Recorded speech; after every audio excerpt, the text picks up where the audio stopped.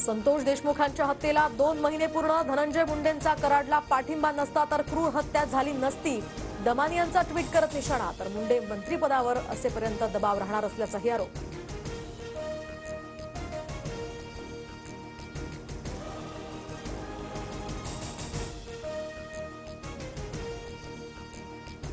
संतोष देशमुख हत्या प्रकरणात धनंजय मुंडेंचा प्रत्यक्ष संबंध दिसत नाही. बावनकुळेंची प्रतिक्रिया. तर जे या प्रकरणात दोषी असतील त्यांच्यावर कारवाई होणार असल्याची ग्वाही. सोमनाथ सूर्यवंशी मृत्यू प्रकरणी 4 पोलीस निलंबित तर 1 पोलीस अधिकाऱ्यासह 3 पोलीस कर्मचाऱ्यांचं निलंबन.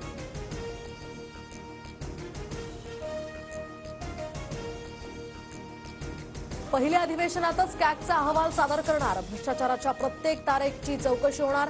दिल्लीकरांना जेवढं लुटलं ते सगळं परत करावं लागेल. विजय मिळताच पंतप्रधान मोदींचा केजरीवालांना सूचक इशारा.